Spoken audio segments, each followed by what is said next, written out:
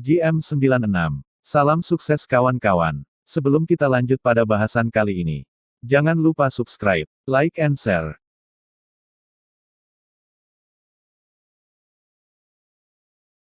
Pada materi kali ini, kita akan membahas popularitasmu untuk siapa. Dalam ilmu sosiologi, popularitas merupakan ukuran ketersukaan seseorang terhadap suatu objek. Popularitas sering dikaitkan dengan individu sebagai bagian dari fenomena sosial, yang dipahami dalam konteks persepsi kelompok orang untuk melaporkan tentang apa yang mereka nilai. Semakin banyak kelompok orang menyatakan ketersukaan mereka terhadap seseorang, maka semakin banyak pula perhatian yang didapat oleh individu tersebut sebagai bentuk nilai plus. Ada dua jenis penilaian, yaitu tentang popularitas interpersonal dengan ukuran persepsi seberapa penting seseorang tersebut dalam kelompok sosialnya. Dan yang kedua tentang popularitas sosiometri, yang diukur secara objektif mengenai hubungan seseorang dengan orang-orang di lingkungan kelompok sosialnya. Popularitas sebagai sebuah konsep, digunakan secara kolektif untuk membentuk budaya populer, atau konsensus preferensi arus utama di masyarakat. Namun terdapat problem, ketika seseorang mencoba meningkatkan popularitasnya pada satu waktu yang tidak tepat, hingga menghasilkan efek domino yang lebih banyak menekan persepsi-persepsi masyarakat untuk memberikan penilaian yang lebih mengarah pada mendiskreditkan perilaku atau perbuatannya.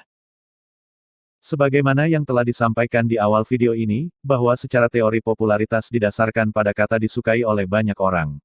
Namun akhirnya, ketika seseorang begitu populer di lingkungan sosialnya, belumlah tentu, kata disukai menjadi lebih disukai. Saya memberi contoh sederhana seperti ini.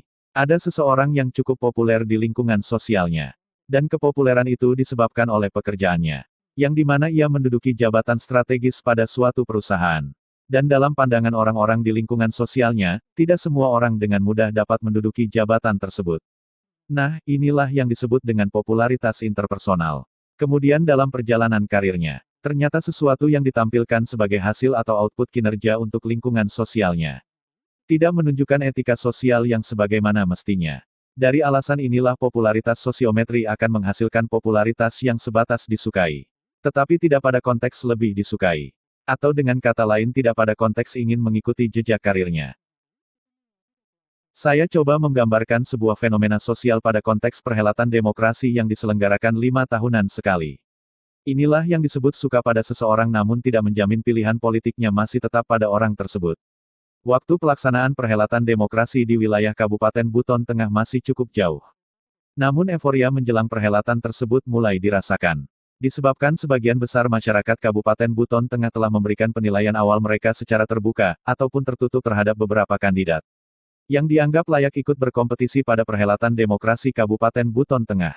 Ketika dilihat dari popularitas dari kedua figur, yang digadang-gadang akan tampil sebagai bakal calon kepala daerah Kabupaten Buton Tengah, terlihat jelas mengenai perbedaan antara popularitas interpersonal dan sosiometri dari kedua figur tersebut. Dari hasil riset mengenai sosial politik yang telah kami lakukan di wilayah Kabupaten Buton Tengah, terdapat perbedaan mengenai popularitas interpersonal dan sosiometri dari SM dan AZ. Secara umum popularitas interpersonal dari masing-masing kandidat yaitu sebagaimana yang terlihat. Kandidat SM, popularitasnya mencapai 96,81%. Dan untuk kandidat AZ, mencapai 96,32%. Ada banyak varian yang menjadi faktor tingginya popularitas dari kedua kandidat ini, yang menjadi representase dari pertanyaan siapa mereka, dari mana mereka, dan bagaimana mereka menghasilkan sesuatu yang dapat menjadi input dari popularitas interpersonal. Namun ketika input tersebut menjadi output untuk mengukur seberapa tinggi kedua kandidat ini lebih disukai. Atau dapat saya katakan seberapa besar tingkat keterpilihan dari output popularitas interpersonal masing-masing kandidat. Untuk itu, harus dapat dipastikan terlebih dahulu uji popularitas sosiometri atau umum dikenal dengan menguji elektabilitas dari kedua kandidat yaitu antara SM dan AZ. Sebelum masuk pada hasil uji elektabilitas kandidat, saya ingatkan kembali agar tidak keliru. Mengenai uji popularitas interpersonal, masyarakat dapat memilih lebih dari satu kandidat yang disukai. Dan untuk uji popularitas sosiometri atau uji elektabilitas, masyarakat diwajibkan hanya dapat memilih satu kandidat yang lebih disukai di antara pilihan kandidat yang ada. Dari uji elektabilitas yang dilakukan hasilnya sebagaimana yang terlihat. SM, mencapai 28,68%. AZ, mencapai 53,87%. Dan untuk kandidat lain, rata-rata di bawah 1%. Ada banyak varian yang menjadi faktor mengapa ada ketidakseimbangan antara tingkat ketersukaan dan tingkat keterpilihan. Ketika ada pertanyaan yang diajukan kepada saya tentang bagaimana mengatasi persoalan ini, jawaban saya adalah dengan cara mengaplikasikan teori popularitas dari Al Friedman, yaitu mendamaikan popularitas interpersonal dan sosiometri. Kata kunci dari mendamaikan interpersonal dan sosiometri adalah pahami terlebih dahulu korelasi tentang apa mereka, siapa mereka, dan bagaimana situasinya. Lebih jauh lagi, perlu ada jangka waktu yang ditentukan untuk melakukan monitoring evaluasi setiap perubahan dari ketiga kata kunci tersebut. Hal ini diperlukan agar popularitas yang diinginkan tidak sebatas popularitas interpersonal semata. Meskipun ada faktor lain di luar interpersonal dan sosiometri yang mempengaruhi kemantapan ketersukaan seseorang. Namun dengan penggabungan interpersonal dan sosiometri akan memudahkan dalam merapikan faktor lainnya. Demikian yang dapat saya sampaikan. Semoga bermanfaat, dan dapat menambah pengetahuan.